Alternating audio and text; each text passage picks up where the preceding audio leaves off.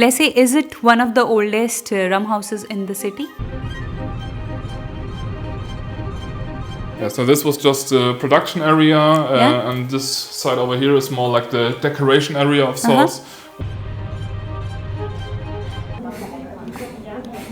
थोड़ी सी लाइट है कॉफ़ी, आज हमें सख्त ज़रूरत है स्ट्रॉन्ग कॉफ़ी की। हम लोग सुबह 4 बजे उठ गए और 4 घंटे से ड्राइव ही कर रहे हैं। इस कैफ़े में आए और हमारे पास ना 100 यूरो बचे थे पिछले वाले ट्रिप से, तो हमने उनको नोट पकड़ाया। बोलते कि नहीं हम नहीं लेते, 50 यूरो से छोटा ही नोट लेते हैं, और बड़ा नोट लेना है तो कम से कम 50 से ऊपर का बिल होना चाहिए आपका। और हमारा बिल आया 2 कैपेचिनो और 1 क्रॉissant का 7 यूरो 10 सेंट। इंडिया के कितने हो गए, शायद 700 रुपये।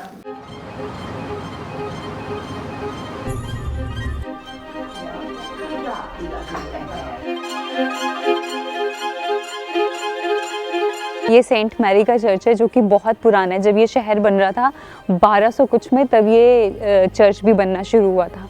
और इसकी कुछ स्टोरीज़ हैं, जैसे अपने वहाँ लोक कथाएँ नहीं होती वैसी। एक औरत थी जिसको इन्होंने ज़िंदा ज़मीन में गाड़ दिया था। कहते हैं उसका भूत इसकी घंटियाँ बजाता है। दूसरी कहानी है डेविल स्टोन की। ऐसा बोलते कि जो चर्च है उसके जो फ्लोर है उसमें एक बहुत बड़ा पत्थर है जो कि एक डेविल ने फेंका था, क्योंकि वो खुश नहीं था चर्च की कंस्ट्रक्शन से, तो वो उसको डिस्ट्रॉय करना चाहता था। लेकिन यहाँ के लोग बहुत प्रे करते थे और रिलीजियस थे, इसलिए ये चर्च बच गया है। और 19th सेंचुरी में इस चर्च के अंदर एक रूम डिस्कवर हुआ, वो भी बहुत सीक्रेट सी जगह पे था। जो चर्च की दीवारें हैं उनके पीछे, ऐसे बोलते कि वॉर के टाइम पे वो खजाना रखने के लिए यूज़ होता था।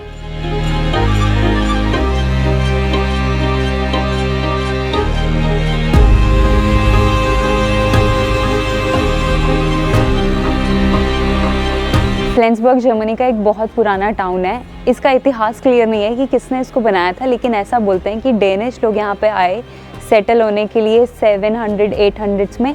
उसके बाद जर्मन मर्चेंट्स यहाँ पे आने लग गए और देखते ही देखते एक बहुत बड़ा ट्रेडिंग सेंटर बन गया था। 1284 में जब फ्लेंसबर्ग डेनमार्क का पार्ट होता था, उस टाइम पे डेनिश रूलर ने इस रीजन को ऑटोनॉमी दे दी।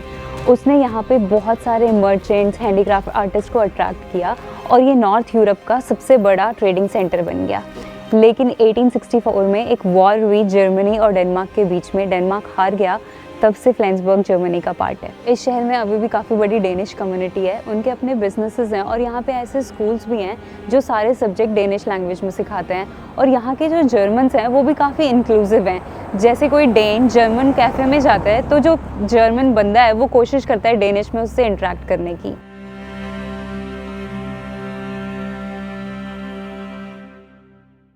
1800 और 1900 में रम का बिज़नेस भी बहुत पॉपुलर था फ्लेंसबर्ग में, और ये एक इकलौता रम हाउस एक्टिव है उस टाइम से अभी तक। 148 साल हो गए हैं इसको। तो ना हम इसकी वीडियोस बना रहे थे अभी, और इसकी एक एम्प्लॉई आई, बोलती कि तुम्हें फ्री का टूर चाहिए इसका। हमने कहा क्यों नहीं जी, ज़रूर। अभी वो बात करने गई है अपने कलीग से और वो हमें गाइडेड टूर देगा इसका। आ जाओ।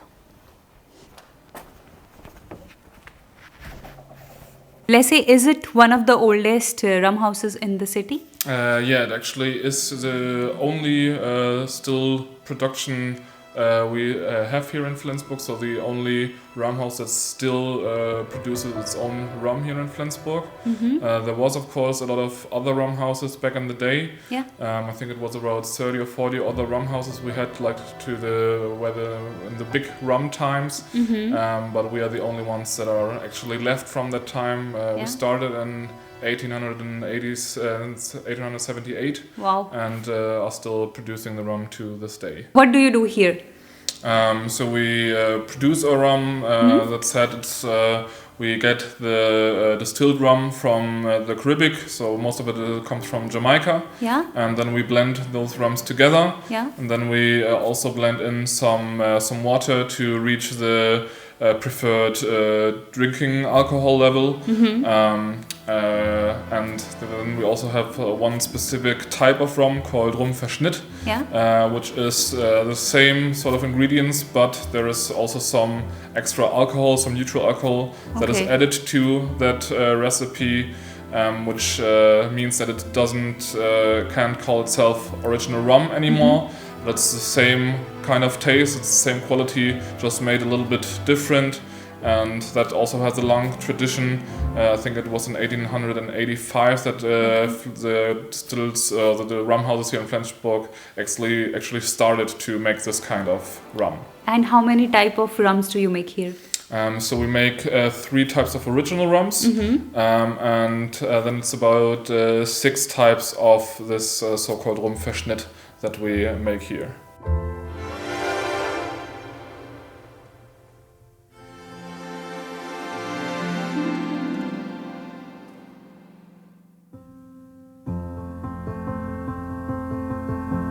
Let's say, what happens in this room?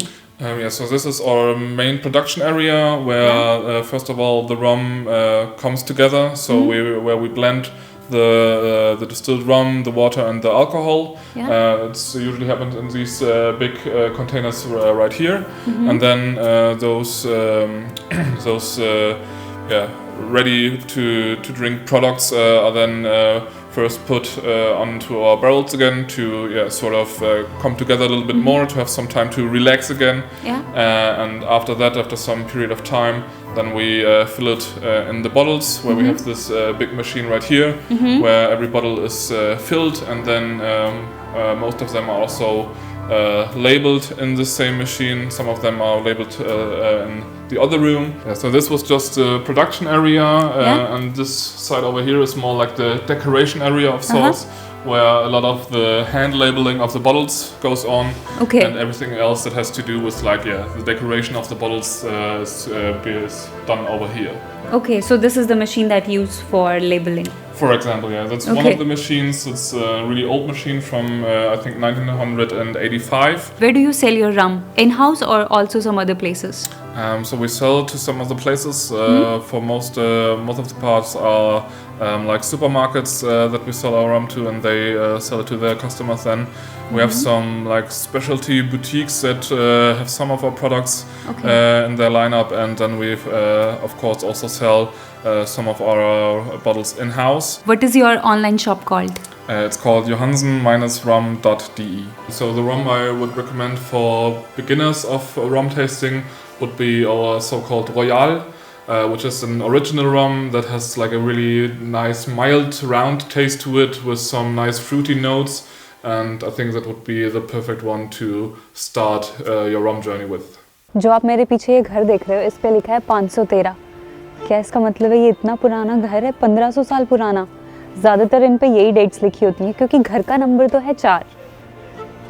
मुझे तो यकीन नहीं हो रहा है इतना पुराना घर हो सकता है कोई और अभी भी इसमें कोई रह रहा है।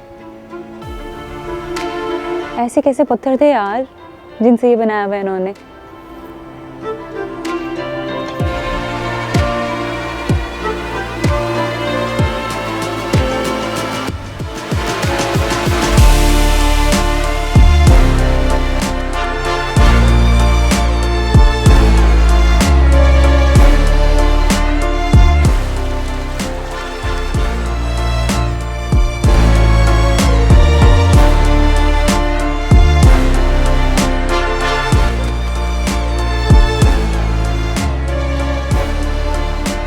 अगर आप डेनमार्क में नए हो या फिर घूमने आए हो तो आपके लिए एक प्रो टिप है।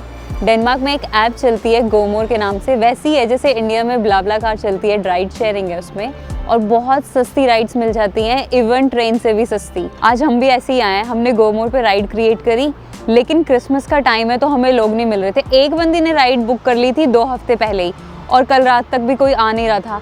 पर एंड मोमेंट पे होते नहीं है कुछ लोग हमारे जैसे जो लास्ट मोमेंट में प्लान करते हैं, तो उन्होंने राइड हमारी बुक कर ली, और जो ब्रिज का किराया है ना वो निकल गया। वो ब्रिज ना बहुत ही महंगा है, 5000 टोल टैक्स है उसका।